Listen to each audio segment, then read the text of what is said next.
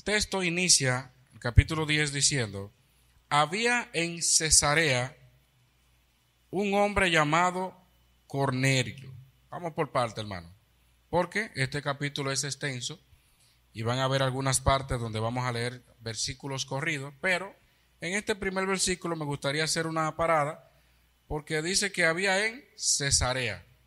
Cesarea era la capital de la provincia romana de Judea. Vamos para que entremos en contexto. Sea el testigo, ¿dónde? Jerusalén, Judea, Samaria. Cesarea era la capital de la provincia romana de Judea y era la residencia habitual del procurador romano. Dice allí que en Cesarea un hombre llamado Cornelio, centurión de la compañía llamada la Italiana. ¿Qué era un centurión? Un centurión tenía bajo su mando aproximadamente a 100 hombres y era considerado un oficial subalterno que tenía la encomienda o la responsabilidad de vigilar a todos estos soldados que cumplieran sus deberes, que mantuvieran la disciplina, porque recuerden también que habían jerarquías dentro siempre en todos los ejércitos hay sus jerarquías. En el caso de los centuriones, regularmente no ascendían a jerarquías más elevadas en el ejército romano, pero el hecho de que mencione que este hombre era centurión nos está hablando o haciendo referencia, primero, que era un ciudadano romano, pero que al mismo tiempo era alguien de influencia, era alguien de autoridad, era alguien que tenía poder en ese sentido. Pero aquí, de manera específica, dice que este centurión, porque habían diferentes tipos, clases, dentro de los que eran o tenían este cargo de centurión. Aquí está especificando que este centurión era de la compañía llamada la Italiana, ¿verdad? Eso es lo que dice. Algunos historiadores relacionan esta compañía con una que se menciona en la historia en aquella época llamada la Cols II itálica, que se dice que estuvo en Siria durante la guerra entre judíos y romanos, y muchos entienden que pudiera hacerse referencia a esta compañía básicamente. Dice que en su mayoría estaba compuesta por libertos o por personas que no eran de origen romano, para que entendamos, y que era una compañía auxiliar de arqueros, personas que estaban en una posición específica, personas que se dedicaban a una función específica, y por eso muchos lo relacionan con esta, que era una auxiliar de arqueros. Se entiende entonces, si fuera así, que Cornelio tenía una función muy prominente dentro del ejército romano. No obstante a eso, porque para Dios no hay nada imposible. Hay personas de gran influencia, hay personas que tienen mucha autoridad, y muchas veces decimos, no, esta persona, no, Dios salva a quien Él quiera y como Él quiera. Este hombre, a pesar de todo esto, dice que la Biblia que era un hombre como, ¿cómo lo describe el versículo 2? ¿Qué más?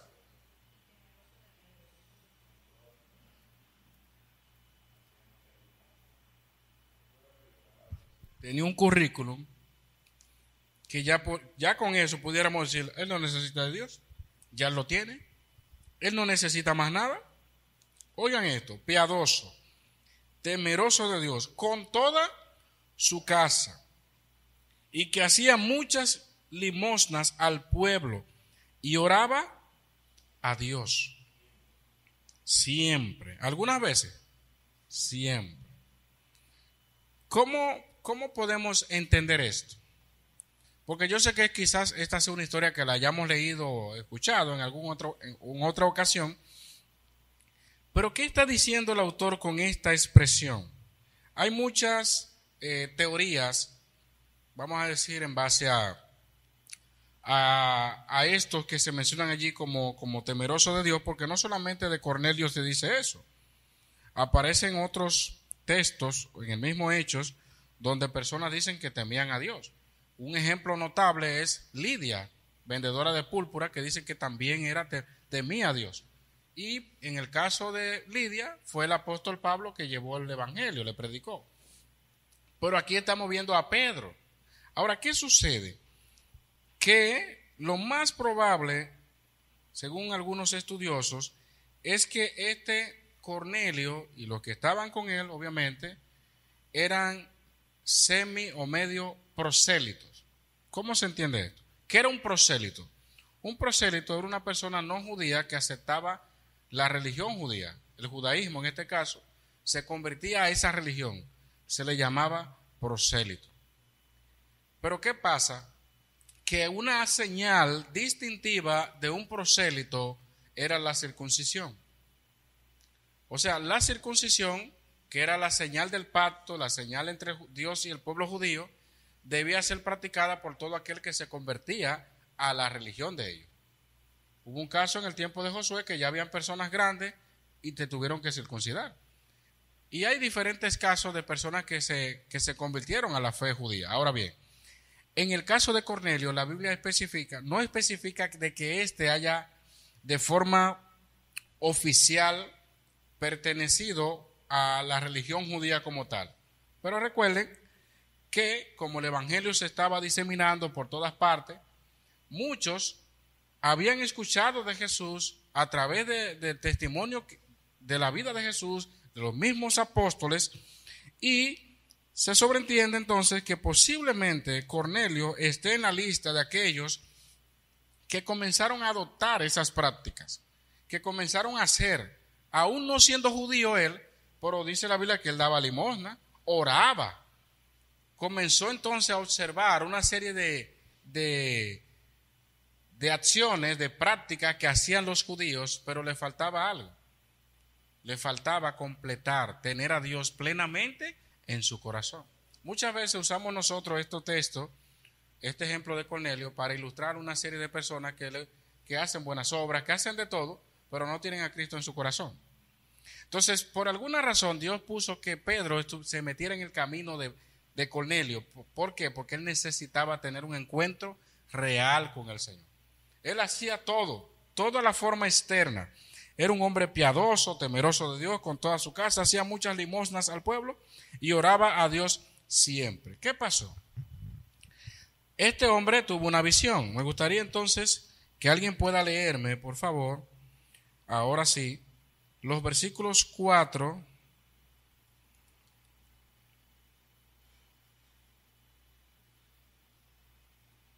hasta el versículo 6. ¿Quién puede leerlo? 4 al 6. Vamos a darle el micrófono para que lo pueda leer. Estamos en Hechos, capítulo 10, 4 al 6.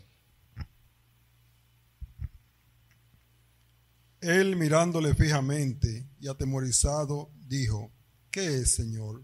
Y le dijo: tus oraciones y tus limosnas han subido.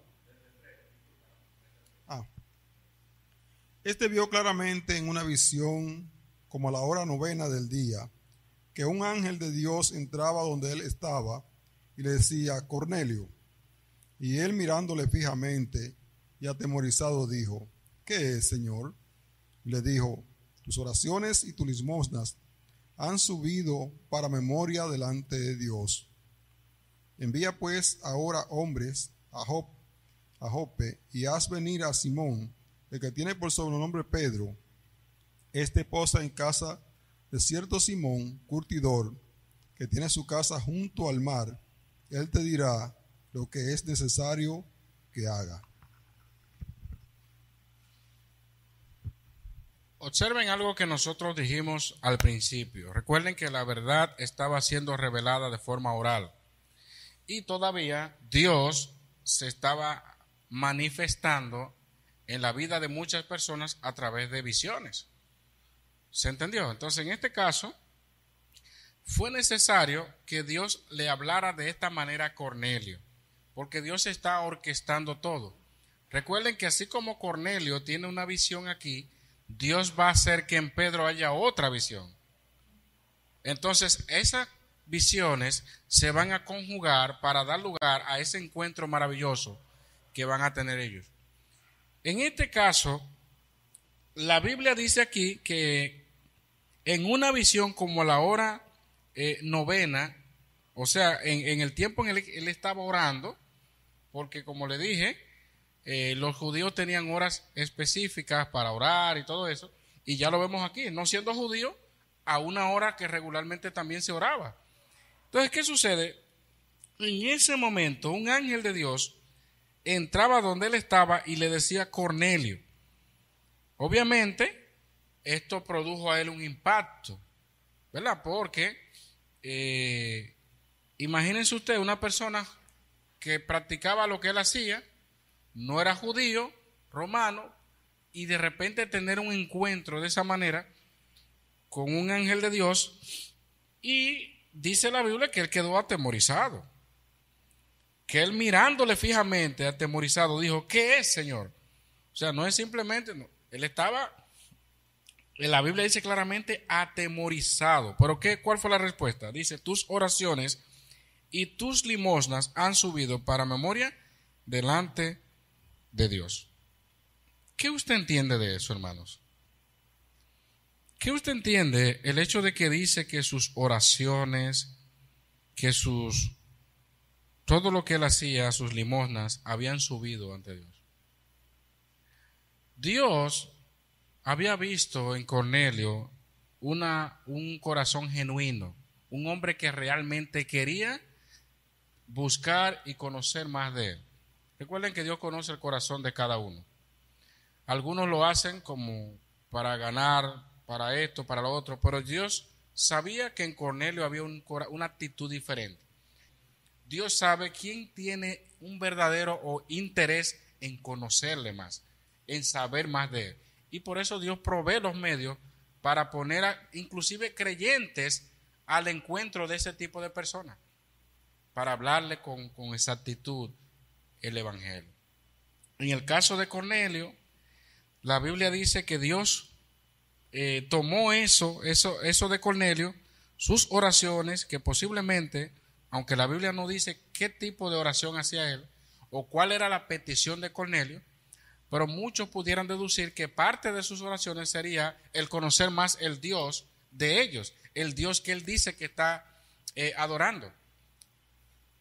Esto pudiéramos deducirlo, obviamente la Biblia no lo especifica, pero el hecho de que la Biblia dice que tus oraciones han subido para memoria y luego entra en contexto el hecho de que envía a Pedro para tener un encuentro con Pedro, entonces nos está indicando que por ahí entonces se orienta las oraciones que podía haber tenido Cornelio. ¿Qué pasó allí? Envía pues ahora hombres a Jope y haz venir a Simón, el que tiene por sobrenombre Pedro. ¿Dónde estaba Cornelio? En Cesarea, capital de Judea. ¿Y dónde estaba Pedro, que se quedó muchos días? En Jope, en ese puerto marítimo, en casa de Simón el curtidor. ¿Saben qué cantidad de kilómetros había ahí? Aproximadamente 50 kilómetros. Habían 50 kilómetros entre Jope y Cesarea. Y aún así, él le dice, el Señor, envía allí a hombres a ese lugar, a Jope, y haz venir a Simón, el que tiene por sobrenombre Pedro. ¿Cuál era el nombre? ¿Quién fue que le puso ese nombre a Pedro? Jesús. El Señor le puso Pedro a él. Recuerden que aunque el nombre original fue Simón, el nombre con el que más se le conoció fue con Pedro. Regularmente usted nos dice el apóstol Simón. El apóstol es el apóstol Pedro, el nombre que Dios le emplazó, le dio. Obviamente los nombres, los cambios de nombre reflejan la nueva condición en la que se encuentra la persona en cuanto a la promesa que Dios le hizo. En este caso, ya Pedro era conocido por Simón era conocido por el sobrenombre Pedro. Había muchos con ese nombre Simón en aquel entonces. De hecho, en la casa donde él estaba, era como, ¿Simón qué? ¿Era Simón igual que él? Para que no vaya a traer a Simón el curtidor por confusión. No, llámame aquí al Simón, el que tiene por sobrenombre Pedro. No el que le dice el curtidor, no, Pedro. Ahora, ¿qué pasa? Este posa en casa de cierto Simón curtidor, que tiene su casa junto al mar. Fíjese que al final, en el capítulo 9, versículo 43, solamente dice casa de un cierto Simón curtidor. Y aquí ahora le añade que tiene su casa junto al mar. O sea, el punto aquí es que está dando una dirección más exacta, porque a los que él va a enviar, ¿verdad? Es a un grupo de hombres que necesitan saber con exactitud a dónde estaba. Y por eso aquí entonces tiene que especificar cerca de dónde estaba esa casa. A veces, ustedes saben que también cuando se dan direcciones, aquí hay gente que usted le dice, mira, dobla la calle Sánchez, luego cruza la Doctor. No le mencione el nombre de calle. Dile mejor dónde queda el picapollo fulano, a la esquina, ahí está la casa. Te llega más rápido así que tú darle nombre de calle. No entienden. Claro, hay gente que tiene buena memoria, que se saben muchas calles de su pueblo. Pero si usted hace un censo o un sondeo en muchísimos pueblos, la mayoría de la gente lo que conoce son 2 o 3 calles principales. Pero bueno, si te dicen, no, la casa que está frente al mar allá, a donde hay un letrero en grande, la gente llega de una vez. Aquí se está dando una dirección que puede darle una pista clara cómo llegar más rápido al lugar. Dice allí, Él te dirá lo que es necesario que hagas. O sea que el punto aquí es que el ángel de Dios, dice la Biblia que entró donde él estaba, él se quedó atemorizado, simplemente le dijo, tus oraciones y tus limones han subido, ¿verdad? Ahora le dice, mira, envía hombres allí a un tal Simón que tiene por sobrenombre Pedro, y él ahora, ¿qué te va a decir? ¿Qué es lo que tú vas a hacer? Porque el ángel no era que le iba a predicar el evangelio, ¿me entendieron? El ángel no era que, el Señor podía aprovechar ahí mismo y decirle, mira, ángel, ahí, ahora que tú vas ahí, antes de que se acabe la visión, mira, háblale ahí de Jesús que murió, que resucitó. El ángel fue un medio, son mensajeros. Esa es parte de la labor de los ángeles. ¿Y cuál era el enfoque? No, mira, envía hombres allá que te traigan a Simón, él es que te va a decir, él es que te va a hablar, qué es lo que tú vas a hacer. Ido el ángel que hablaba con Cornelio, este llamó a 2 de sus criados y a un devoto soldado de los que le asistían. O sea, aquí tenemos entonces 3 hombres, ¿verdad? 2 criados y a un devoto soldado. Se supone que cuando dice allí a un devoto, debía ser una persona que de alguna manera u otra era igual que Cornelio en el sentido de ser piadoso, temeroso de Dios, ¿verdad? Y él mandó una persona de confianza, una persona como cuando Pablo hablaba de Timoteo, ¿verdad? Que yo te voy a enviar a mi hijo. Él mandó a 2 de sus criados y también mandó, mira, como lo describe la Biblia, a un devoto soldado. Entre los soldados que él tenía, entonces envió uno.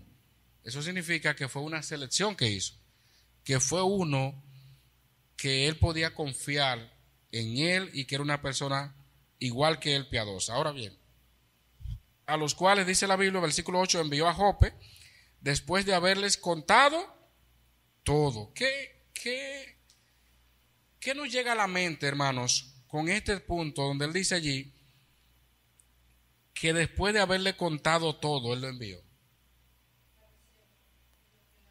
Le contó la visión, ¿verdad? Le contó esa experiencia y también, de alguna manera u otra, es evidente la confianza que Cornelio tenía en quienes estaban bajo su mando.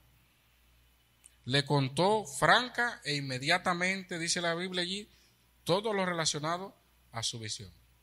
Él no fue como un misterio que le dijo, mira, vayan ahí a la ciega y miren. No. Dice la Biblia que antes de enviarlo, él les contó, mira, sucedió esto, tuvo un ángel de Dios, me dijo tal cosa y luego me dijo que le contó todo. Le abrió su corazón. Obviamente el ángel no le prohibió esto tampoco, como en algunas ocasiones, no lo diga a nadie. El ángel no le prohibió eso.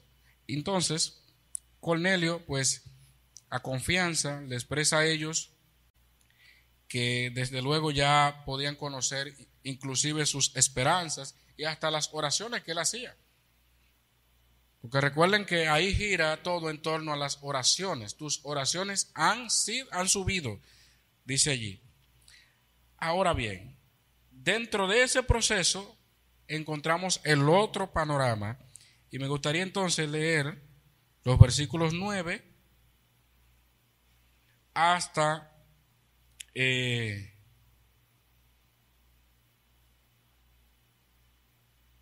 versículo 20.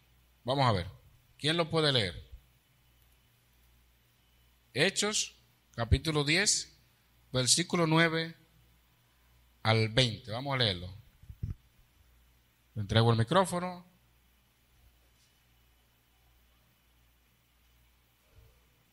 Ok.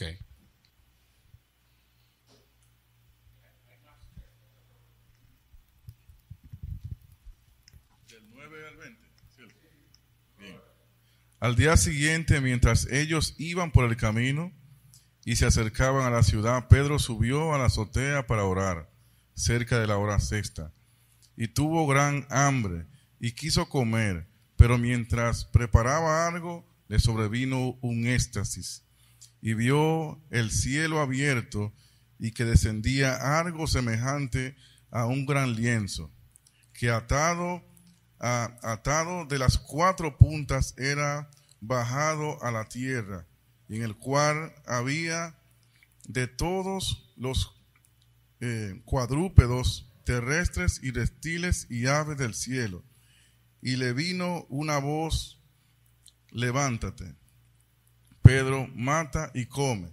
Entonces Pedro dijo: Señor, no, porque ninguna cosa común o inmunda he comido jamás. Volvió la voz a él la segunda vez: lo que Dios limpió, no lo llames tú común. Esto se hizo 3 veces, y aquel lienzo volvió a ser recogido en el cielo. Y mientras Pedro estaba perplejo dentro de sí sobre lo que significaba la visión que había visto, he aquí los hombres que habían sido enviados por Cornelio, los cuales, preguntando por la casa de Simón, llegaron a la puerta. Y llamando, le preguntaron si moraba allí un Simón que tenía por sobrenombre Pedro. Y mientras Pedro pensaba en la visión, le dijo el Espíritu: he aquí 3 hombres te buscan. Levántate pues y desciende, y no dudes de ir con ellos, porque yo los he enviado. Ahí está la otra parte de esta historia que se complementa.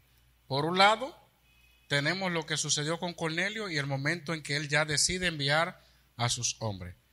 Pero entonces, mientras iban de camino, recuerden que eran 50 kilómetros, ¿verdad? Aproximadamente.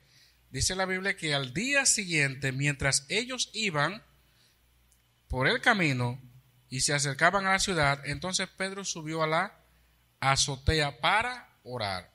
Algunos ven algo inusual, diríamos acá, porque el texto habla de la hora sexta, según el texto allí, que era el mediodía. Regularmente no era común a esa hora la oración matutina, como se le llamaba, y el hecho de subirla a la azotea, porque la azotea en los tiempos bíblicos tenían diferentes usos, pero en la cultura judía, básicamente en el tiempo del primer siglo, los techos regularmente eran planos. Posiblemente sea el lugar más tranquilo, más seguro en la casa, donde ellos podían apartarse para hacer lo que hacía Pedro en este caso. Y algunos sugieren, porque aunque la Biblia no da la explicación exactamente que por qué Pedro estaba prácticamente al mediodía y no a las 9 de la mañana.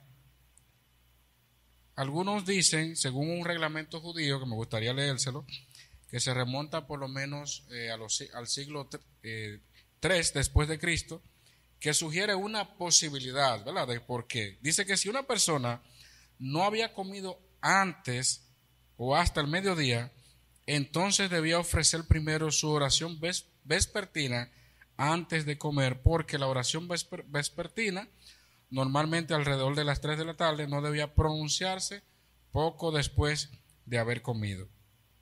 Y por eso entonces, como leímos en el 10:10, dice que él tuvo gran hambre.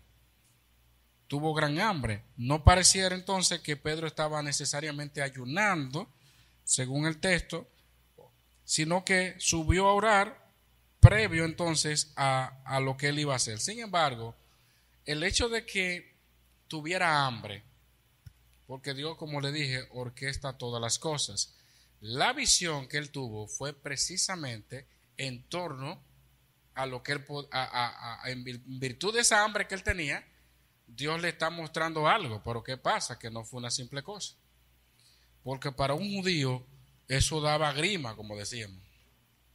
Para un judío ese era como si fuera una pesadilla,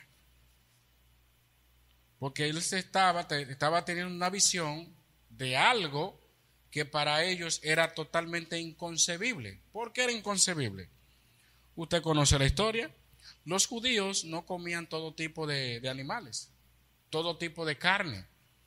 Y la ley misma clasificaba animales limpios y animales impuros. Obviamente el mismo Señor fue que delimitó eso para el pueblo.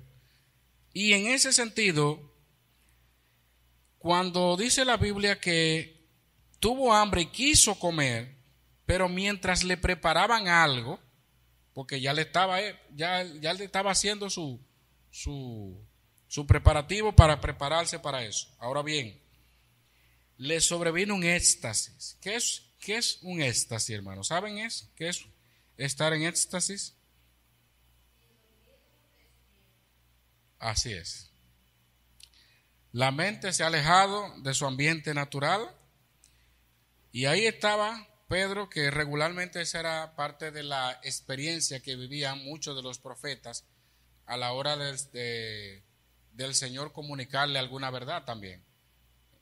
No todos los casos eran así, pero habían casos, en el caso de Pedro, que él entró en ¿qué? En éxtasis, en un trance.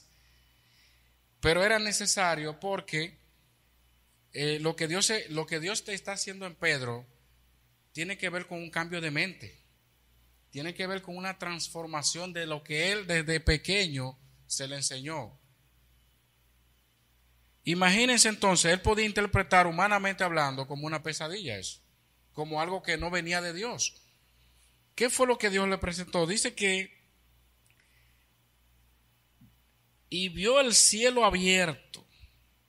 Eso indica obviamente que la visión y su mensaje era de Dios. Vio el cielo abierto y que descendía algo semejante a un gran lienzo que atado de las 4 puntas, algunos entienden que como se usa la referencia que bajó del cielo o cielo abierto, las 4 puntas pudieran indicar los 4 puntos cardinales. Recuerden que la gente siempre tratan como de... Pero igual, el punto aquí no es eso. El punto es lo que Dios le mostró, ¿verdad? El punto es que dice allí, en el cual había de todos los cuadrúpedos terrestres y reptiles y aves del cielo, y una voz del cielo que le dijo, Pedro, mata y come. Tú tienes mucha hambre, ¿verdad? Tienes hambre, mira lo que yo te estoy mostrando. Animales, carnes que no se podían comer. Porque ceremonialmente ya sabemos que ellos no podían hacerlo. Era prohibido por la ley, pero ya ellos ni siquiera estaban habituados a eso tampoco. ¿Qué pasa? Que en esa visión que vio, dice, todos los cuadrúpedos, ¿qué usted cree que Pedro podía pasarle por la mente? Mire lo que dice, Pedro no podía creer eso al principio. Fueron 3 veces que el Señor tuvo que hablar con Pedro y decirle, pero Pedro. Como que las 3 veces le encantan a Pedro, ¿verdad? Porque ¿cuántas veces fue que el gallo? Bueno, dice el texto, le vino una voz, le dijo, levántate Pedro, mata y come. Entonces Pedro dijo, Señor, no, porque ninguna cosa común o inmunda he comido jamás. Él podía hablar como un judío normal. Él no está diciendo nada malo hasta ese momento. Lo que pasa es que Dios lo está llevando a otro nivel, a algo que tiene que renovar su mente. Y dice allí, volvió la voz a él la segunda vez. Lo que Dios limpió, no lo llames tú común. Y dice el versículo 16, esto se hizo 3 veces y aquel lienzo volvió a ser reconocido en el cielo. Si fuera un hermano que jugara números, dijera, ahí hay 2 3. 3 y 3, 33. El 3 más 3 da 6. Hay gente que ve la Biblia así, señor. Un palé. Pero no, hermano, no.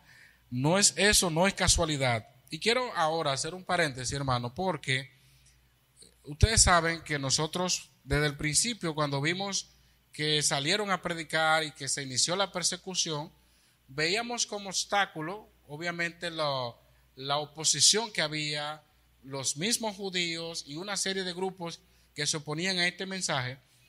Pero recuerden también que otro de los obstáculos que también de alguna manera u otra afectaba el progreso del evangelio, especialmente en ellos que lo estaban comunicando, era lo que ellos también entendían. Ellos como judíos, a pesar de que Pedro hablaba muchas cosas, todavía habían cosas que ellos mismos no la tenían tan clara. Porque de hecho no es hasta el capítulo 15 donde se define ya, no, los judíos ya no van a comer sacrificados los ídolos y no se, porque todavía había un problema con ese tema con ellos. Entonces, ¿qué sucede? Que Pedro necesitaba cambiar su mente en eso. Pedro como judío necesitaba entender que así como la gracia se derramó a ellos, también Dios tenía un plan especial con los gentiles. Y eso que Dios está haciendo a través de esa visión en Pedro es indicándole, porque la visión tiene que ver con personas. Aunque él vio carne o animales, básicamente tiene que ver con personas. Hágase de cuenta que lo limpio eran ellos, los judíos, y lo abominable eran ¿qué? Los gentiles. Esa es la enseñanza. Claro, los adventistas les gusta citar este texto, porque dice, no, es de gente que se está hablando, ahí no tiene que ver, ve que no es que Dios prohíbe el comer ciertos animales. Sí, pero es una visión basada en la realidad. No es una visión irreal. Es una visión que tiene un efecto doble. Es cierto, Dios no se le podía llamar inmundo a lo que ya Dios limpió, ¿verdad? En este caso, a lo que ellos le llamaban inmundo a los gentiles, ya Dios le extendió su gracia y su misericordia a ellos, en este caso los gentiles. Pero al mismo tiempo también tiene su aplicación para el tema de los alimentos. ¿Por qué? Porque Dios no le va a dar una visión o sea, es como para espantarlo y después darle una enseñanza de algo que no tiene sentido. Dios está dándole una visión aquí a través de la manifestación que él hizo, de algo que efectivamente Dios lo había hecho ya en esta gracia, que no estamos bajo la ley. Entonces, en ese sentido, hermanos, cuando dice la Biblia que mientras Pedro estaba perplejo dentro de sí sobre lo que significaría la visión que había visto, ahí en ese momento los hombres que habían venido, o sea, que habían sido enviados por Cornelio, preguntando por la casa de Simón, llegaron a la puerta. Recuerden que le estaban preparando a Pedro algo de comer. Recuerden que tuvo la visión. Y la visión quedó como ahí. Dios le mostró los lienzos. Inmediatamente subió. ¿Y qué fue lo que le dijo? Mira, ahí vienen. Él estaba perplejo todavía sobre la visión. Y ahí le dijo, mira, he aquí los hombres que habían sido enviados por Cornelio, los cuales preguntando por la casa de Simón llegaron a la puerta y llamando preguntaron si moraba allí un Simón que tenía por sobrenombre Pedro. Y mientras Pedro pensaba en la visión, ahí fue que el Espíritu le dijo, he aquí 3 hombres te buscan. Observen cómo el ángel, cuando primero estuvo con Cornelio, que tuvo la visión y todo lo demás, le dijo inmediatamente, ve allá y que él te diga. ¿Verdad? Ve, llama, manda a buscar a Pedro y que él te diga. Pero ahora, cuando Pedro tiene la visión y está perplejo sobre qué es lo que significa esto, Llegan los hombres y el Espíritu Santo le dice, he aquí 3 hombres te buscan, levántate pues y desciende y no dudes de ir con ellos porque yo los he enviado. ¿Quién lo había enviado a ellos? ¿Qué dice el texto anteriormente? Cornelio. Pero ahora dice el Espíritu Santo, yo los he enviado. El Señor fue que orquestó todo esto para que se diera el encuentro entre Pedro y Cornelio.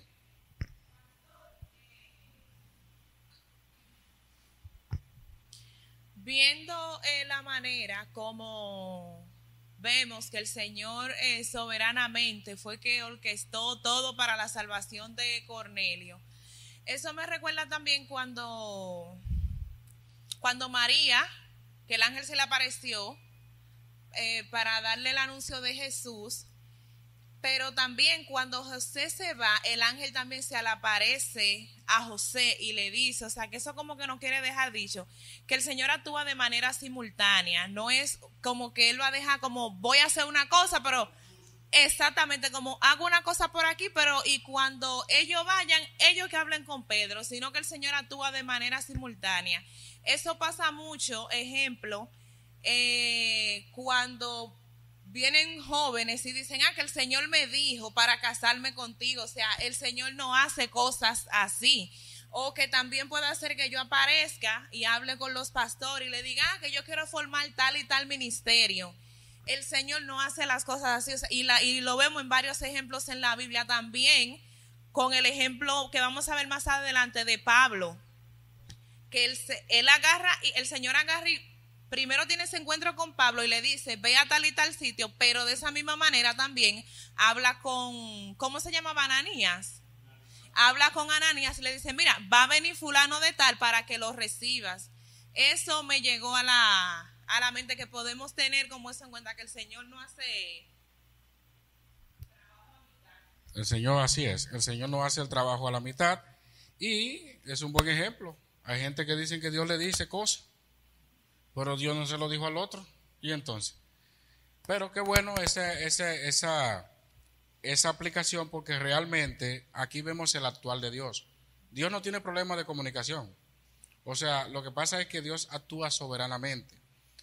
Y en este caso, Pedro tenía dudas de un lado y Cornelio tenía dudas de otra. Pero ¿qué pasa? Que Dios está propiciando ese encuentro porque Pedro sabía lo que él tenía que hacer. Es como cuando Pedro ya estaba preparado para predicar. A eso fue lo que el Dios lo envió, a ser testigo. Él sabía. Pero aquí había una barrera también. ¿Cuál era la barrera? Que Pedro era judío, Cornelio era gentil. Entonces Dios tenía que obrar de una manera especial ahí. Porque Pedro hasta el momento, bueno, le estamos predicando a judíos, sí, que se conviertan todos los nuestros.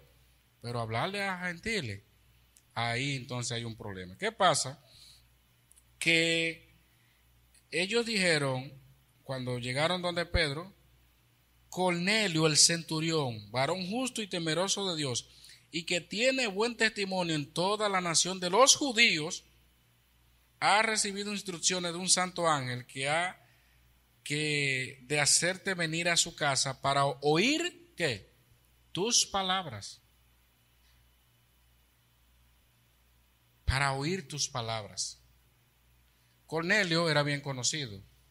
O sea, el nombre Cornelio era bien conocido. Por eso lo dice que toda la nación, especialmente dice allí los judíos, sabían de este hombre y de lo que él hacía y todas las cosas. Entonces, haciéndoles entrar, los hospedó y al día siguiente, levantándose, se fue con ellos y le acompañaron algunos de los hermanos de Jope. Al otro día entraron en Cesarea y Cornelio los estaba esperando, habiendo convocado a sus parientes. ¿A quién convocó? A sus parientes y amigos más íntimos. Esto ya de por sí dice que el corazón de Cornelio estaba dispuesto a escuchar la palabra de Dios. Este es un reflejo de alguien que está dispuesto. La fe viene ¿qué? Por el oír, y el oír por la palabra de Dios. Ahí vemos de una vez que ya Cornelio no se había quedado con esa bendición de que a mí es que me van a hablar. Él podía decir, no, yo me siento con él aquí, ya yo. Él llevó, dice la Biblia, a sus parientes y amigos más íntimos, porque él quería que también ellos fueran partícipes de lo que él iba a escuchar. Y ahí, en ese contexto, la Biblia dice que cuando Pedro, versículo 25, entró, salió Cornelio a recibirle y postrándose a sus pies, adoró. Esto era un gesto, era un gesto común para homenajear a una persona, a un huésped distinguido o alguien digno, ¿verdad? De admiración. En este caso, era un gesto común el postrarse para rendirle homenaje. Pero ¿qué pasa? Que en el caso de Pedro, este homenaje no era algo que era necesario en este caso, porque Pedro no fue a hablar de él, Pedro fue a hablar del Señor. Y me llama la atención lo que pasó después de eso, más Pedro le levantó diciendo, levántate pues yo mismo también soy hombre. Y hablando con él entró y halló a muchos que se habían reunido. O sea, Pedro no quiso que él se le arrodillara, no. A diferencia del Papa hoy día, que se cree, según ellos, es el sucesor de Pedro, apóstol, y sin embargo son los que más reciben que la gente lo bendiga y lo salude y esto, y bueno, Pedro no hizo eso. Entonces, hermanos, cuando Pedro vio lo que estaban reunidos, dice, vosotros sabéis, aquí está el detalle, cuán abominable es para un varón judío juntarse.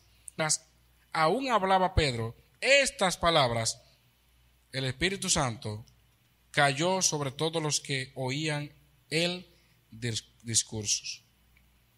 Y los fieles de la circuncisión. Y con esto quiero, hermanos, ir concluyendo. Cuando Pedro salió para donde Cornelio,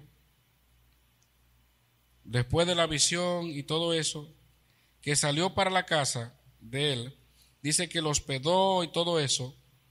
El versículo 23 dice que le acompañaron algunos de los hermanos de Jope. O sea, Pedro no se fue solo. Le acompañaron algunos de los hermanos de Jope, de los que habían creído. Y aquí está hablando que mientras aún hablaba y el Espíritu Santo cae sobre estos que estaban en la casa de Cornelio, dice que los fieles de la circuncisión, refiriéndose a ese grupo de hermanos judíos que andaban con él, dice el texto que habían venido con Pedro, se quedaron atónitos de que también sobre los gentiles se derramase el don del Espíritu Santo, porque los oían que hablaban en lenguas y que magnificaban a Dios. Quiero poner una nota antes de finalizar aquí. Hermanos, ¿por qué era necesario primero que fueran estos hermanos judíos con Pedro? Él mismo siendo judío y también este grupo de hermanos de Jope, era necesario que hubieran testigos de lo que Dios iba a hacer ahí. ¿Por qué? Porque estamos hablando que la conversión de Cornelio marcó una nueva etapa dentro del proceso de predicación del evangelio, del crecimiento de la iglesia. Es a un gentil que se le está predicando. Y para ellos creer eso, como judíos, tenían que ver una manifestación extraordinaria. Tenían que ver que lo mismo que sucedió con ellos en Hechos, que hablaron los 120 que estaban allí y comenzaron a predicar, tenía que pasar algo en esta gente para que ellos vieran el poder de Dios actuar en sus vidas. Para que ellos vieran que efectivamente los gentiles también pueden recibir la gracia de Dios. Por eso era necesario que estuvieran ese grupo de hermanos. Por eso era necesario que ellos, porque fíjense lo que ellos dicen. Dice el texto que todos estos que estaban ahí, los fieles, se quedaron atónitos de que también sobre los gentiles se derramase el Espíritu Santo. No todo el que recibía el Espíritu Santo hablaba en lengua, pero en esta ocasión fue necesario, porque era una manifestación, era una señal para ellos como judíos, que de igual manera los gentiles también pueden recibir la gracia de Dios. Y ellos no estaban hablando o balbuceando. Dice la Biblia que ellos estaban magnificando a Dios porque ellos les oían. Si ellos no hubiesen entendido nada, no hubiesen dicho nada, se hubiesen quedado confundidos. Porque muchos hermanos hoy día dicen, no, que ellos estaban hablando en lengua. Ellos entendían lo que se les estaba diciendo. Por eso puede decirle el autor que ellos magnificaban a Dios y por eso quedaban ellos sorprendidos. Finalmente, versículos 47 y 48. Entonces respondió Pedro, ¿puede acaso alguno impedir el agua para que no sean bautizados estos que han recibido el Espíritu Santo también como nosotros? Y mandó bautizarlos en el nombre del Señor Jesús. Entonces le rogaron que se quedase por algunos días. Una nota importante al finalizar este texto. Aquí vemos algo contrario a lo que se da regularmente. Bautizar y el Espíritu Santo. Aquí vemos que ellos recibieron el Espíritu Santo y luego fueron bautizados. Esto tiene una enseñanza muy importante. Porque recuerden que el bautismo es una manifestación pública, ¿verdad? Pero en el caso de que ellos recibieran el Espíritu Santo de Dios antes, también es uno de los argumentos que hoy en día nosotros usamos, porque déjenme decirles que hay denominaciones que creen y entienden que una persona para recibir el Espíritu Santo debe estar bautizado. ¿Se entendió? Hay personas que piensan eso, hay denominaciones que lo establecen. Nosotros creemos que el bautismo es una manifestación pública de la relación que ya tú tienes con Cristo. Hay muchas formas de definirlo. Pero una persona que se convirtió a Cristo recibe el Espíritu Santo. Inmediatamente una persona le entregó su vida al Señor, recibe el Espíritu Santo. ¿Cómo pasó aquí? Recuerden que en los tiempos del primer siglo el bautismo era seguido a la conversión. No como hoy día se practica, pero era seguido. Pero el ladrón en la cruz no fue bautizado y recibió al Señor. De manera, hermanos, que sobre todo la enseñanza que podemos extraer de este texto es que para Dios no hay acepción de personas.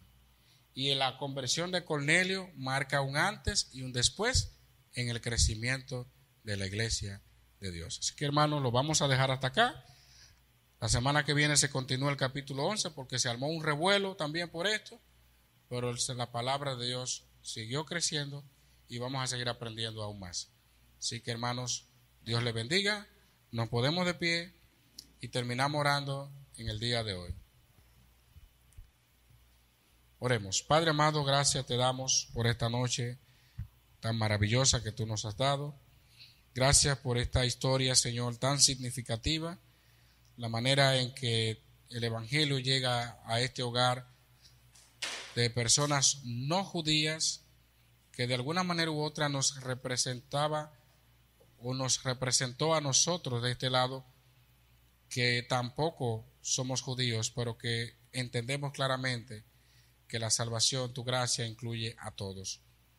Como dijo el apóstol Pablo a los Gálatas, ya no hay judío, no hay griego, no hay romano, no hay varón, no hay mujer, no hay esclavo, no hay libre, todos somos unos en Cristo Jesús. Bendecimos tu nombre y te damos gloria. Y pedimos, Padre, que tu palabra nos ayude a poder entender, Señor, que tú eres grande en misericordia. Y que de toda nación te agrada el que te teme y hace justicia. Si hay personas, Señor, que así como Cornelio hacen todas estas cosas, tienen la forma exterior de la religión, si es tu voluntad, Señor, acércale y que puedan venir al conocimiento de la verdad. Porque el único mediador entre Dios y los hombres es Jesucristo. Si algún familiar nuestro que se le ha predicado muchas veces o cualquier persona de estas que lamentablemente terminan endureciendo sus corazones porque se sienten y creen que son cristianos cuando realmente no lo son. Pero ten misericordia, Señor, y ayúdanos, Padre, a ser como Pedro, estar dispuesto a hablar de Cristo y predicar tu palabra a toda persona. No solamente a los nuestros, sino también a toda la persona, a toda criatura que nos pongas y nos dé la oportunidad de predicarle tu palabra. En el nombre de Jesús. Amén y amén.